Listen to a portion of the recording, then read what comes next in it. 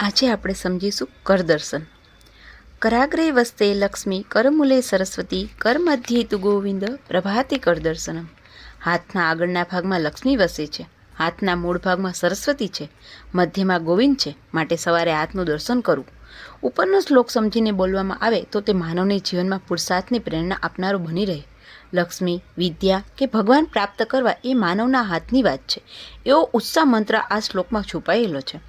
જગતમાં કોઈ પણ વસ્તુ પુરુષાર્થ વગર પ્રાપ્ત થતી નથી. માનવમાં રહેલી પ્રયત્ન રહિત અને પુરુષાર્થ શૂન્ય લાલસાને ગીતાકારે કિલબત્તા અર્થાત નપુસંગતા ગણાવી છે. સવારના ઉઠતાની સાથે જ હાથનું દર્શન કરીને માણસે પોતાના પુરુષાર્થને આહ્વાન આપવું જોઈએ. હાથમાં સર્વસ્વ સમાયું છે. હાથનું દર્શન એટલે પુરુષાર્થનું ચિંતન, ધ્યેયની ઝંખના, ધ્યેયની દિશામાં પ્રયાણ. જીવનની કોઈ પણ સિદ્ધિ પુરુષાર્થ વગર પ્રાપ્ત થતી નથી. ઉદ્યમ્યનિ સિદ્ધયંતિ કાર્યાણીને મનોરથે નહીં સુપ્તસ્ય સિંહસ્ય પ્રવિશંતિ મુખે મૃગા. ઉદ્યમથી જ કાર્યો સિદ્ધ થાય છે અને નહીં કે મનોરથથી.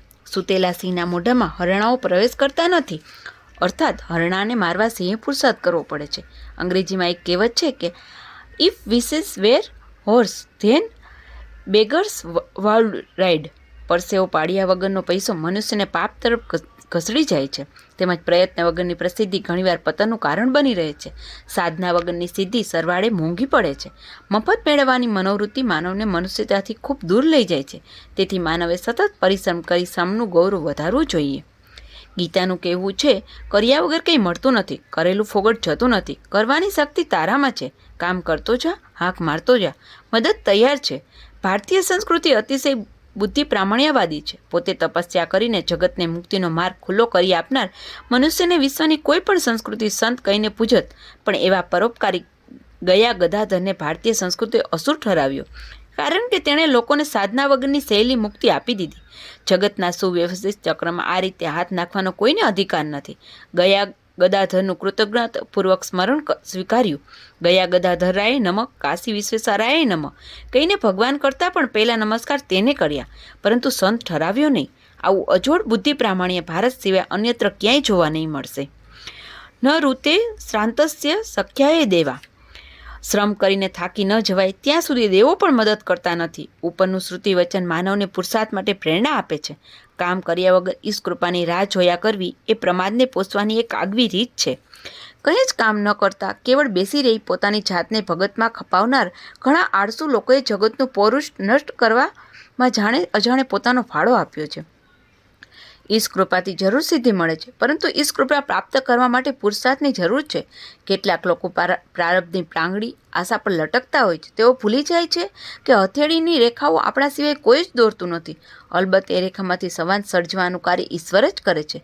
સંસ્કૃતમાં એક સુભાષિત છે, ઉદ્યોગીન પુરુષસી મુતે લક્ષ્મી, દેવેન દેયી મિતિ કા પુરુષા વદંતી, દેવમ વિહાય કુરુ પૌરુષમ મહાત્મ શક્ત્યા યત્યન કૃત્ય યદિ ન સિદ્ધ્યતિ કોત્ર દોષ.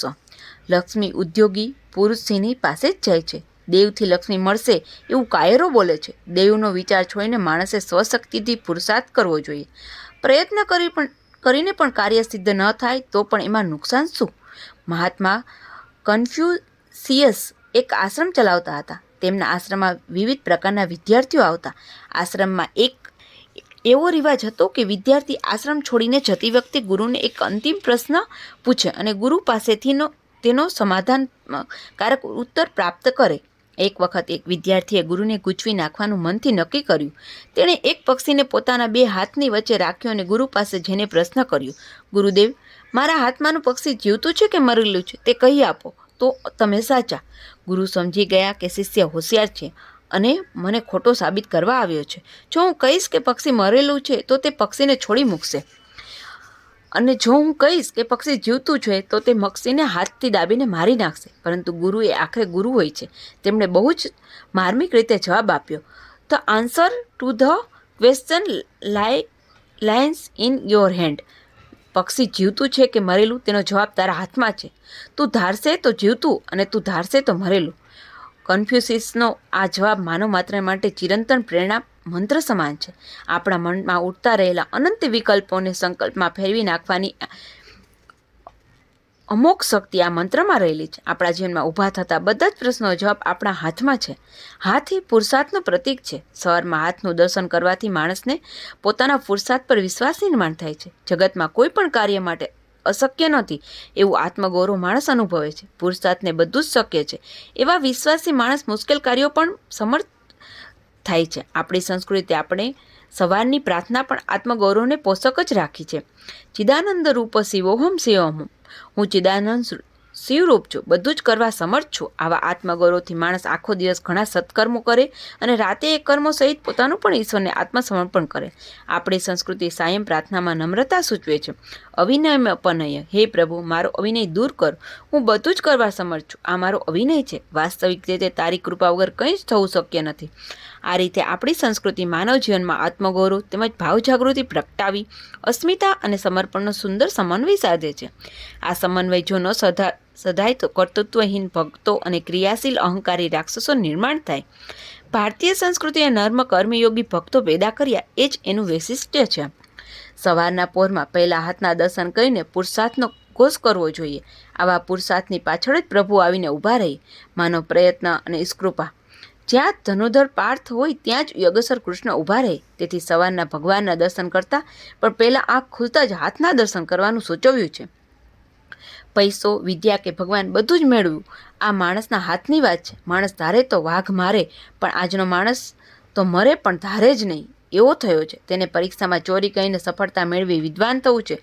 લોટરી, જુગાર કે રેસથી પૈસો મેળવી ધનવાન થવું છે. તેમજ કોઈ બાવાજીના આશીર્વાદથી ભગવાન મેળવી આત્મવાન થવું છે. ગીતાકારને આ વાત મંજૂર નથી. તે તો કહે છે કે ઉદ્ધરેદ આત્માનમ આત્માનમ, તું જ તારો સાચો ઉદ્ધારક છે. હિંમતે મરદા તો મદદે ખુદા. હાથના અગ્રભાગમાં લક્ષ્મી છે એમ કહ્યું છે. સામાન્ય રીતે આપણે જોઈએ તો માણસ હુનરથી પૈસો મેળવે છે, પણ લગભગ બધા જ હુનરો આંગળીઓના ટેરવે હોય છે. ત્યાં લક્ષ્મીનો વાસ છે. હાથના મૂળ ભાગમાં સરસ્વતી એટલે કે વિદ્યા છે. તેથી જ કોઈ માણસ કંઈ લખાણ કરી આપે તો આપણે કહીએ છીએ કે એણે કાંડા કાપી આપ્યા. વળી સરસ્વતી મૂળમાં છે. એનો અર્થ કોઈ પણ કાર્યના પાયામાં જ્ઞાન હોવું જોઈએ. સાચી સમજણ વગર સંપત્તિ કે સર્જનાર કંઈ જ મળતું નથી. લક્ષ્મી અને સરસ્વતી એ બે વિશ્વની મહાન શક્તિઓ છે. સરસ્વતી પાસે દ્રષ્ટિ છે, લક્ષ્મી પાસે સામર્થ્ય છે. વિત્ત વગર વિદ્યા પંગુ છે અને વિદ્યા વગર વિત્ત અંધ છે. તેથી જીવનના બંનેની જરૂર છે.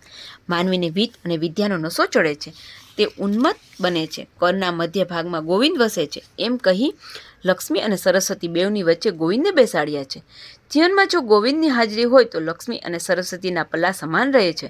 ભગવાનની હાજરીથી માણસને વિત્ત કે વિદ્યામત ચડતો નથી. રાવણના જીવનમાં ભગવાન ન હોવાથી લક્ષ્મી અને સરસ્વતી બને છતાં એનું જીવન દેવી ન બનતા રાક્ષસી બની ગયું.